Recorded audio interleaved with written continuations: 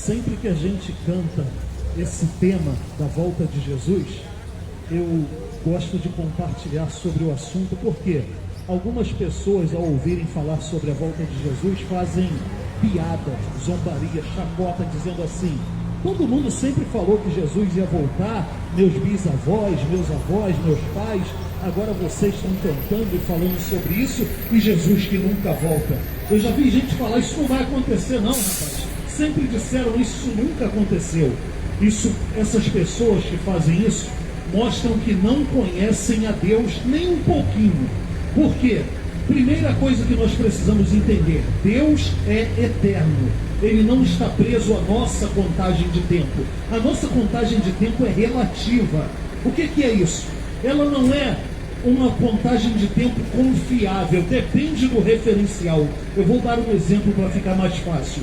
Eu tenho hoje 52 anos de idade. Eu tenho 2 filhos jovens na casa entre 20 e 30 anos. Eu tenho 2 filhos entre 20 e 30 anos. E eu tenho uma neta com 2 anos de idade. Comparado à minha neta, comparado aos meus filhos que têm entre 20 e 30 anos, eles brincam comigo me chamando de velho. Eu aceito isso. Eu antigamente corria atrás de bola no campo de futebol. Eu não aguento mais essas coisas. Eu corria essa reta aqui, ó. Eu ia até parada modelo, voltava por aqui. Eu não consigo mais fazer isso. A camisa era reta, agora a camisa tem uma curva. As coisas mudam, realmente eu aceito. Eu estou meio velho, estou envelhecido. Mas se acontecesse uma fatalidade, meu coração começasse a doer e de repente eu caísse no chão aqui. Bum! Moisés caiu durinho no meio da praça, no meio do culto, enquanto eles estavam lá cultuando, pregando e orando junto com a nossa cidade. Aí vocês que estão aqui olhando o culto, de repente até alguns que estão dirigindo iam vir aqui: eu conheço Moisés, mas ele morreu assim de repente no meio da praça, tão novo. Peraí, eu sou velho ou eu sou novo? Olha só como a nossa contagem de tempo é relativa. Comparado aos meus filhos, a minha neta, eu sou velho. Mas se eu morrer agora, você vai dizer: o cara é novo. Deus não está preso a isso. Entende agora que Jesus não está atrasado na sua promessa da volta? Ele falou: eu vou voltar. Aí a gente fala assim: mas já tem 2000 anos. A Bíblia vai dizer que para Deus 1000 anos é como o dia de ontem que passou. Deus é eterno. Agora sim a gente pode entender: Deus não está atrasado na sua promessa. A promessa não falhou. Ele pode voltar na nossa geração, como pode voltar na próxima ou na outra geração. Não há problema algum. Tudo está dentro do controle, do planejamento de Deus. E a Bíblia inclusive diz que um dos motivos pelos quais Jesus ainda não voltou é que Deus está dando tempo para que todos venham ao conhecimento da verdade e ao arrependimento para serem salvos. Você que ainda não aceitou a Jesus, se Jesus tivesse voltado ontem, pela Bíblia, você não estaria na glória com Ele hoje. Mas como Ele não voltou, deu tempo da gente fazer mais um culto aqui, e você ouvir o Evangelho e ter a oportunidade de receber a Jesus hoje, que se Ele voltar amanhã é diferente. Amanhã você pode estar preparado porque você recebe a Jesus agora no meio da praça, mas ontem você ainda não havia recebido, não estaria preparado. Deus está dando tempo, e não perca tempo, não perca oportunidade.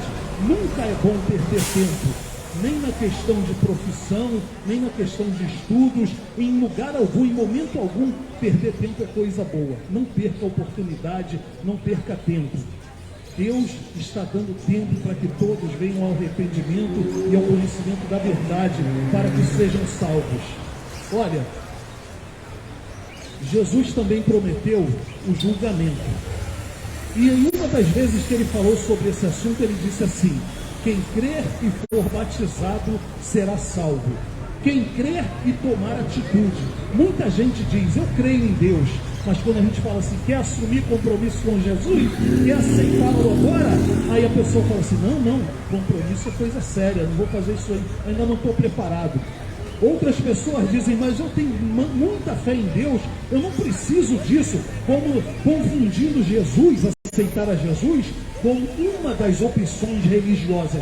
Jesus não é uma opção religiosa. Jesus é a salvação que Deus enviou para a gente. Não aceitar a Jesus seria como se eu chegasse para Deus e dissesse assim: Deus, eu tenho muita fé no teu nome, mas eu não concordo com o teu método de salvação. Eu tenho uma ideia melhor.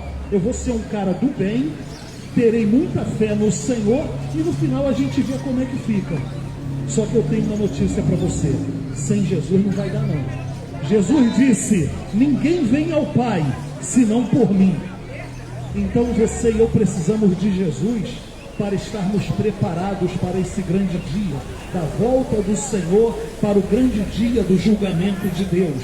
A Bíblia diz: todos teremos que comparecer perante o tribunal de Cristo para que possamos prestar contas de tudo o que praticamos por meio do nosso corpo, quer seja bom, quer seja mal. Todas as nossas atitudes, palavras, pensamentos, todas as nossas prevaricações e até os segredos mais escondidos serão colocados diante da luz para o acerto de contas. O Salmo diz assim: do Senhor é a terra, a sua plenitude, o mundo e todos aqueles que nele habitam. Tudo é do Senhor e Ele nos deu a responsabilidade de gerenciar tudo. No final da nossa história, seja pela nossa morte, seja pela volta de Jesus, a gente vai voltar diante do dono de todas as coisas e Ele vai perguntar: eu confiei a você uma vida inteira, como é que você cuidou da vida que não era sua? Talvez a gente pense que é nossa, mas é dele. A vida que é minha que eu deixei para que você gerenciasse. Se a gente gerenciou de acordo com a vontade de Deus, e a vontade de Deus é que venhamos a crer no nome do seu Filho, a reconhecer os nossos pecados e nos arrependendo, possamos ser perdoados e salvos por Ele. Se gerenciarmos assim, seremos considerados inocentes, justificados e salvos no dia do julgamento de Deus. Caso contrário, seremos considerados condenados. Você e eu sabemos, em um julgamento não existe a sentença empate. Quando termina o julgamento, a sentença é culpado ou inocente. Inocentes, todos aqueles que receberem a Jesus, crerem no seu nome e se reconhecerem como pecadores, se arrependerem, confessarem a Cristo os seus pecados, os abandonando e se tornando assim novas criaturas. Esses, no dia do julgamento, serão recebidos pelo próprio Senhor Jesus, que lhes dirá: vinde, benditos do meu Pai. Você tem noção do que é isso? Chegar na eternidade, Jesus falar para você: venha, bendito do meu Pai, venha possuir por herança o reino que está preparado para você desde a fundação do mundo.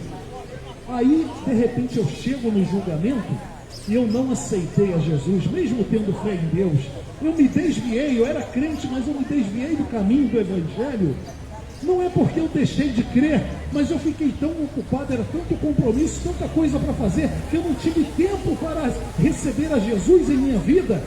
Outros realmente vão cometer pecados, mas todos que estiverem fora da salvação exclusiva, pela fé exclusiva do nome do Senhor Jesus, serão considerados condenados. E esses condenados também estarão no dia do juízo. E no dia do juízo ouvirão a pior mensagem de todos os tempos. Prepare os seus ouvidos, vou falar algo muito duro, muito pesado, algo ofensivo. Mas não são palavras minhas, palavras do Senhor Jesus na Bíblia. O Senhor Jesus vai dizer para os condenados: apartai-vos de mim, malditos, para o fogo eterno, preparado para o diabo e seus anjos. É ruim de ouvir, não é? É difícil para a gente falar isso também, mas é o que o Senhor Jesus relata. Vai ser assim o dia do julgamento. Você quer ouvir venha bendito ou afasta de mim maldito? O que você quer ouvir? Se você quer ouvir venha bendito, a chuva começou a cair, a gente não pode prolongar mais, porque o equipamento não é prova d'água, o celular não é prova d'água. Eu vou pedir a irmã Rosângela para orar por você.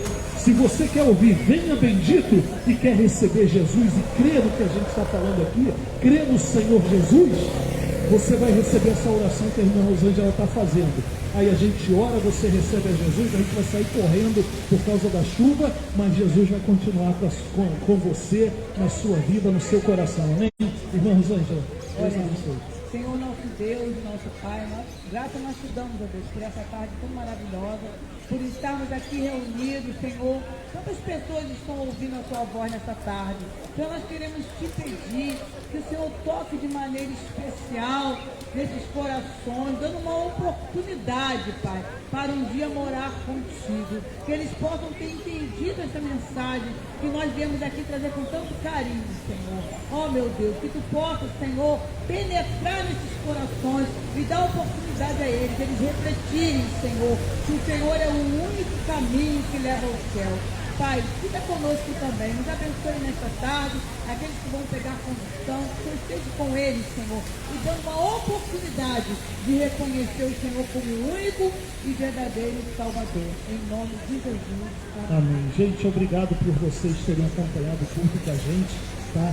A chuva fez a gente terminar correndo, mas Jesus continua com cada um de nós, se a gente recebê-lo. Ele diz assim: eu estou à porta e bato. Por que ele está à porta e bate? Porque ele não invade. Jesus só vai morar no seu coração se você recebê-lo, tá bom? Então aceite a Jesus, receba o perdão, a salvação em sua vida e vá a uma igreja para você ser discipulado, pastoreado. Não pense que você sozinho vai entender a Bíblia, porque não vai. Tem coisa complicada ali que você vai precisar de liderança. Então nós temos várias igrejas evangélicas sérias aqui na nossa cidade, tá? Nós aqui, é engraçado que somos 4 irmãos de 3 igrejas diferentes, não é? Então você vê assim, não é uma igreja não, existem opções. Então você vê aí um parente, um amigo cristão sério, fala com ele: pô, eu vou visitar a tua igreja porque eu quero servir a Deus. Deus abençoe, a paz do Senhor, até a próxima, em nome de Jesus.